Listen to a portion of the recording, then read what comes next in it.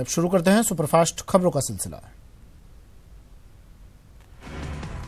PM Narendra Modi आज कर्नाटक के कलबुर्गी और तमिलनाडु के कांचीपुरम के दौरे पर रहेंगे। इस दौरान वो कई महत्वपूर्ण योजनाओं का शिलान्यास और उद्घाटन करेंगे। आम चुनाव की तारीखों की घोषणा से पहले ये उनका अंतिम कर्नाटक और तमिलनाडु दौरा है।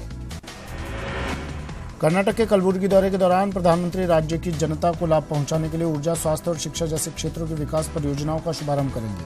साथ ही पीएम यहां ESIC hospital and medical college Bengaluru राष्ट्र को समर्पित करेंगे। तमिलनाडु के कांचीपुरम में प्रधानमंत्री सड़क, रेलवे और ऊर्जा क्षेत्र की कई महत्वपूर्ण परियोजनाओं का उद्घाटन करेंगे। पीएम तमिलनाडु के कांचीपुरम में 5010 करोड़ की 5 राजमार्ग परियोजनाओं की आधारशिला भी रखेंगे और कुछ का उद्घाटन भी करेंगे। कांग्रेस अध्यक्ष राहुल गांधी आज G20 देशों और पड़ोसी देशों के राजनयिकों के साथ लंच करेंगे। इस दौरान वो तमाम मुद्दों पर इन राजनयिकों के साथ चर्चा भी करेंगे। राहुल गांधी और G20 देशों और पड़ोसी देशों के राजनयिकों के साथ लंच का प्रोग्राम 15 फरवरी को ही प्रस्तावित था, लेकिन पुलवामा में CRPF काफिले पर हुए आतंकी हमले के बाद दोपहर के भोज कार्यक्रम को रद्द कर दिया था। 13 सूत्री रोस्टर पर मचे विवाद के बीच सरकार उच्च शैक्षणिक संस्थानों में आरक्षण पर सुप्रीम कोर्ट के फैसले के खिलाफ अध्यादेश ला सकती है। इस अध्यादेश के बाद यूनिवर्सिटी, लॉ या कॉलेज को एक यूनिट के तौर पर लिया जाएगा, जबकि अलग अलग श्रेणियों में पदों की गिनती करने में डिपार्टमेंट को आधार नहीं माना जाएगा। रक्षा मंत्रालय ने कहा है कि अब सेना की सभी शाखाओं में महिलाओं को परमानेंट कमीशन दिया जाएगा। इससे पहले सेना की 10 शाखाओं में महिलाओं के लिए शॉर्ट सर्विस कमीशन का प्रावधान था। राफेल मामले में दाखिल पुनर्विचार याचिकाओं पर सुप्रीम कोर्ट आज सुनवाई करेगा। तय प्रक्रिया के मुताबिक मामले में पहले फैसला दे चुके 3 जज चीफ जस्टिस रंजन गोगोई, संजय किशन कौल और KM जोसेफ का मामला सुनेंगे। पिछले हफ्ते तीनों जजों ने पुनर्विचार याचिकाओं को देखने के बाद ये तय किया था कि मामले पर खुली अदालत में सुनवाई होगी। सुप्रीम कोर्ट आज अयोध्या विवाद का हल बातचीत के जरिए निकालने के लिए मध्यस्थ की नियुक्ति कर सकता है। कोर्ट ने पिछले हफ्ते इसके संकेत दिए थे। कोर्ट ने कहा था कि मुख्य मामले की अगली सुनवाई में करीब 8 हफ्ते का वक्त है। बेहतर होगा इस समय का इस्तेमाल सभी पक्ष बातचीत के जरिए किसी हल तक पहुंचने के लिए करें। पाकिस्तान ने दिखावे के लिए जैश सरगना मसूद अजहर के 2 भाई समेत 44 आतंकियों को हिरासत में ले लिया है। इसके साथ ही पाकिस्तान ने जमात उद दावा और फलाह-ए-इंसानियत फाउंडेशन पर बैन लगा दिया है। पाकिस्तान की इस कार्रवाई पर सवाल उठ रहे हैं, क्योंकि जिस जमात उद दावा पर वो प्रतिबंध लगाने की बात कर रहा है, उस जमात उद दावा को उसने एक दिन पहले ही 4 मार्च को वॉच लिस्ट में रखा था और एक दिन के भीतर ही उसे बैन कर दिया। मुंबई हमले के गुनहगार आतंकी हाफिज सईद के इन दोनों संगठनों पर से कुछ दिन पहले ही बैन हटाया गया था। इंडियन जेट फाइटर पर अमेरिकी F-16 से पाकिस्तान ने जो हमला किया था, उसे लेकर NSA अजीत डोभाल ने अमेरिका के राष्ट्रीय सुरक्षा सलाहकार जॉन बोल्टन से बात की और उन्हें पाकिस्तान की ओर से F-16 फाइटर प्लेन का इस्तेमाल करने के सबूत भी सौंपे हैं। ख्वाजा गरीब नवाज के 807वें सालाना उर्स में आज पीएम नरेंद्र मोदी की ओर से मजार शरीफ पर चादर पेश होगी। केंद्रीय अल्पसंख्यक मामलात मंत्री मुख्तार अब्बास नकवी सुबह 10 बजे दरगाह में पीएम की ओर से चादर पेश करेंगे और उनका संदेश पढ़ेंगे। हाईकोर्ट में आज आसाराम की सजा स्थगन याचिका पर सुनवाई होगी। SC/ST कोर्ट ने आसाराम को उम्र कैद की सजा सुनाई है। प्रदेश के अंतर्राष्ट्रीय सीमा पर तैनात जवानों का हौसला अफजाई करने के लिए CM अशोक गहलोत 2 दिनों के सीमावर्ती 4 जिलों के दौरे पर रहेंगे। बाड़मेर, जैसलमेर, बीकानेर और श्रीगंगानगर के दौरे के दौरान CM BSF की चौकियों पर तैनात अफसरों और जवानों से मिलेंगे। त्रिपुरा पुलिस ने अगरतला से जमात उद मुजाहिदीन बांग्लादेश के एक आतंकवादी को गिरफ्तार किया है। इस आतंकवादी की पहचान नाजिर शेख के तौर पर हुई है और ये साल 2005 में बांग्लादेश में हुए सीरियल ब्लास्ट में आरोपी है। इस आतंकवादी से पुलिस की पूछताछ जारी है। असम के जोरहाट में एक गुस्सा युवक ने अपने घर में आग लगा ली। दरअसल ऋतुराज गोगोई नाम के इस युवक ने अपनी मां से कुछ पैसे मांगे थे। जब मां ने पैसे नहीं दिए तो उसने अपने कमरे में आग लगा दी। इंग्लैंड महिला क्रिकेट टीम इन दिनों असम पहुंची हुई है, जहां उसने पोबी तोरा वाइल्ड लाइफ सेंचुरी का दौरा किया और वन्यजीवों को करीब से देखा। इस दौरान टीम ने जीप और एलिफेंट सफारी का भी मजा लिया। बता दें कि 7 मार्च को गुवाहाटी में भारत और इंग्लैंड महिला टीम के बीच दूसरा वनडे मैच होना है। भारतीय सेना ने जम्मू के दूरदराज के इलाकों में लोगों के लिए बुनियादी ढांचों के निर्माण का काम शुरू कर दिया है। सेना ने यहाँ ये काम ऑपरेशन सद्भावना के तहत शुरू किया है। इनमें खासतौर पर स्कूल शामिल हैं। तमिलनाडु की राजधानी चेन्नई के सबसे पुराने होटल विक्टोरिया को नया रूप देने का काम जोरों पर है। राज्य की पुरानी धरोहरों में से एक इस होटल को बने करीब 119 साल हो चुके हैं। मणिपुर के इम्फाल में राज्य सरकार ने 39.58 करोड़ रुपए की लागत वाले 19 विकासात्मक परियोजनाएं राज्य के लोगों को समर्पित की। मणिपुर राज्य फिल्म डेवलपमेंट सोसाइटी द्वारा आयोजित प्रोग्राम में सीएम एन बीरेन सिंह ने इन विकासात्मक परियोजनाओं का उद्घाटन किया। छत्तीसगढ़ के रायपुर के सेज बाहर में आईआईटी गर्ल्स हॉस्टल में भीषण आग लग गई। आग हॉस्टल की 2 बिल्डिंग्स में लगी, जिससे हॉस्टल में अफरा तफरी मच गई। काफी मशक्कत के बाद आग पर काबू पाया गया। लोकसभा चुनाव को लेकर अजमेर में मंडल स्तर पदाधिकारियों की बैठक हुई। होटल डाटा इन में हुई बैठक में प्रदेश संगठन मंत्री बिरम सिंह मौजूद रहे।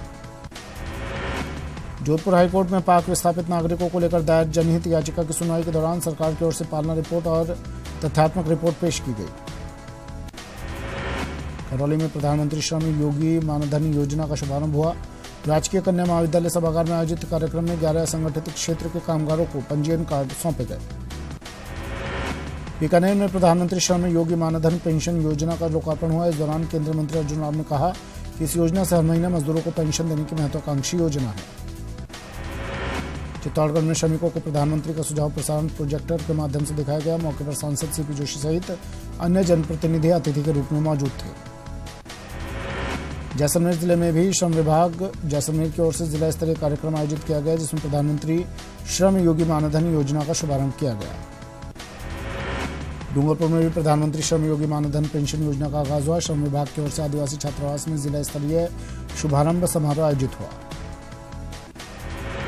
राज्य सरकार ने पुलिस महकमे में एक बार फिर बड़ा बदलाव किया है और 18 एएसपी के तबादले कर दिए हैं। जयपुर डिस्कॉम में तबादलों के खिलाफ जयपुर विद्युत वितरण श्रमिक संघ विरोध में उतर गया है। संघ ने राजनीतिक द्वेषता से कर्मचारियों का तबादला करने का आरोप लगाया है। बॉलीवुड अभिनेता अर्जुन कपूर मंगलवार को अजमेर शरीफ पहुंचे, जहां उन्होंने हजरत ख्वाजा गरीब नवाज की बारगाह में हाजिरी दी। प्रदेश में शुष्क क्षेत्रों के विकास में अहम भूमिका निभाने वाले संस्थान काजरी को नई पहचान मिल गई। काजरी के बाहर गुजरने वाली रोड को अब काजरी रोड के नाम से जाना जाएगा। रतनगढ़ के लक्ष्मीनाथ मंदिर में फागोत्सव का आयोजन हुआ। भगवान लक्ष्मीनाथ की विशेष पूजा अर्चना कर फागोत्सव का शुभारंभ किया गया। अजमेर के जेएलएन मेडिकल कॉलेज के प्राचार्य का पद बीकानेर के डॉक्टर वीर बहादुर सिंह ने संभाल लिया है। इस दौरान उन्होंने कहा कि मरीजों को सही इलाज मुहैया करवाने के लिए जल्द स्पेशलिस्ट डॉक्टर्स लगाए जाएंगे।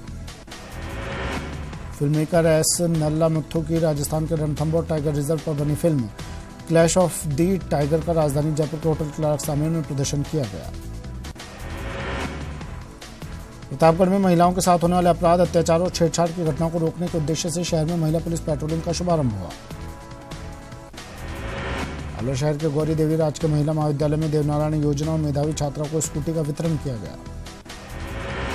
संभाग स्तरीय आरोग्य मेले का शुभारंभ त्रिलोकचंद माथुर स्टेडियम में हुआ।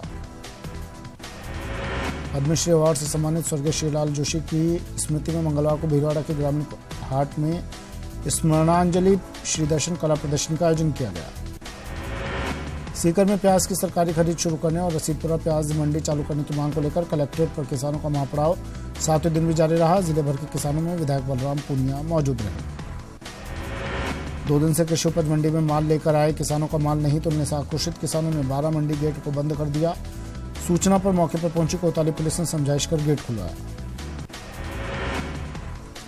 करौली में 13 बिंदु रोस्टर का विरोध करते हुए आदिवासी महासभा और SC/ST OBC वर्ग के लोगों ने प्रदर्शन कर कलेक्टर और उपखंडों पर SDM को ज्ञापन सौंपे। श्रीगंगानगर में नई धान मंडी के व्यापारियों ने आढ़त की मांग को लेकर महासम्मेलन आयोजित किया। सम्मेलन के बाद कलेक्ट्रेट पर धरना और प्रदर्शन कर गिरफ्तारियां भी दी। दौसा कलेक्ट्रेट के बाहर मंगलवार को राशन डीलरों ने प्रदर्शन कर सरकार के खिलाफ नारेबाजी की और मुख्यमंत्री के नाम एक ज्ञापन भी सौंपा। भरतपुर के मिनी सचिवालय के सामने मंगलवार को संपूर्ण किसान कर्ज माफी को लेकर किसानों ने सरकार के खिलाफ प्रदर्शन किया। कोटा में मंगलवार को ऑल इंडिया समता सैनिक दल ने केंद्र सरकार के खिलाफ कलेक्ट्रेट के सामने विरोध प्रदर्शन किया। चूरू जिले के राशन डीलरों ने मंगलवार को कलेक्ट्रेट परिसर पहुंचकर जमकर नारेबाजी की और अपनी मांगों को लेकर SDM को मुख्यमंत्री के नाम एक ज्ञापन भी सौंपा। कृषि पर्यवेक्षक भर्ती परीक्षा रद्द करवाने की मांग को लेकर मंगलवार को हनुमानगढ़ जिले के संगरिया के अभ्यर्थियों ने मुख्यमंत्री के नाम संगरिया SDM को ज्ञापन सौंपा। सवर्ण आरक्षण के विरोध में संविधान बचाओ संघर्ष समिति की ओर से भारत बंद के तहत अजमेर बंद का आह्वान किया गया था, लेकिन यहां समिति के सदस्यों की संख्या बल कम होने के बाद बंद को स्थगित करने का फैसला लिया गया। भीलवाड़ा में संविधान बचाओ संघर्ष समिति के भारत बंद आह्वान का असर आंशिक रहा। संघर्ष समिति के कार्यकर्ताओं ने बंद करवाने के लिए रैली निकाली, लेकिन रैली के आगे बढ़ते ही व्यापारियों ने अपने प्रतिष्ठान फिर से खोल दिए। डूंगरपुर में आरक्षण बचाओ समिति और भारतीय ट्राइबल पार्टी की ओर से सवर्णों को 10% आरक्षण दिए जाने के विरोध को लेकर सीमलवाड़ा कस्बा बंद रहा। मौसम में बदलाव के बावजूद कोचिंग नगरी में स्वाइन फ्लू की जांच करवाने वाले मरीजों की संख्या में भारी बढ़ोतरी देखने को मिल रही है। आयकर विभाग फुल एक्शन मोड में है। इस बार आईटी ने छापों में जब्त की गई संपत्ति को नीलाम करने की तैयारी कर ली है।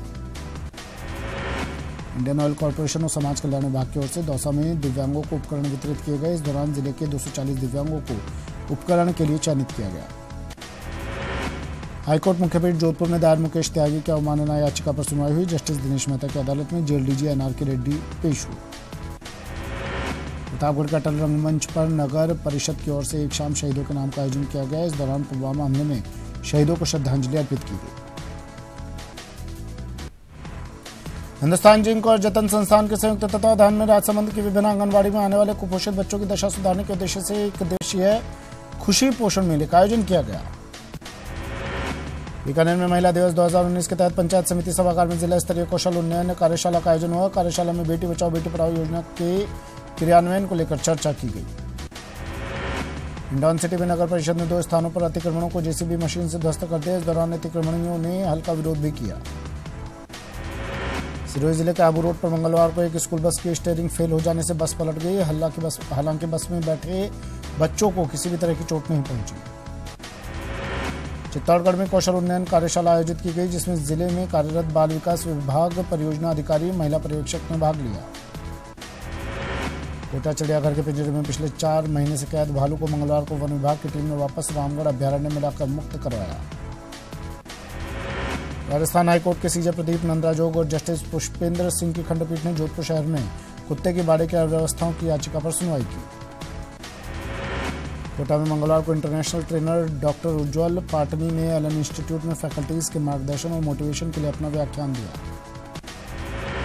बीकानेर में मंगलवार को अंतर्राष्ट्रीय महासंघ की महिलाएं नगर निगम पहुंची और महापौर नारायण चोपड़ा को कपड़े के बैग देकर शहर से पॉलिथीन हटाने की मांग रखी।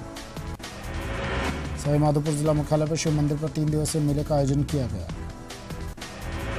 सवाईमाधोपुर जिला निर्वाचन आयोग की ओर से मतदाताओं में मतदान के प्रति जागरूकता लाने के लिए स्वीप कार्यक्रम का आयोजन कर मतदान के प्रति जागरूक किया गया।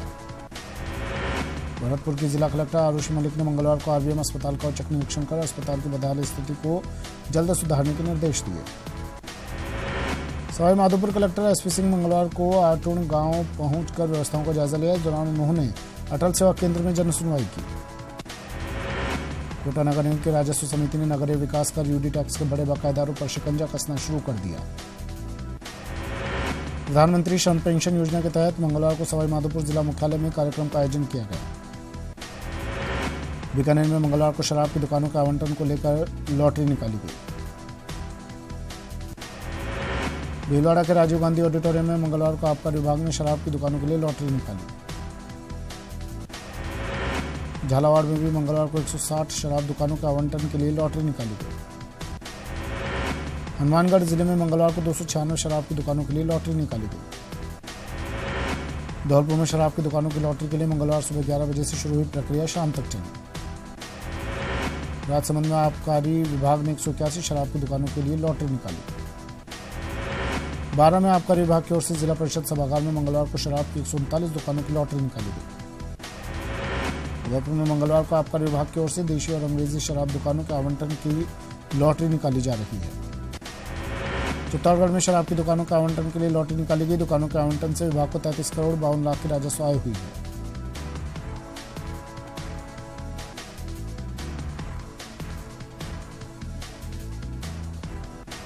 चलिए, बुलेटिन में फिलहाल इतना ही। दीजिए इजाजत, नमस्कार।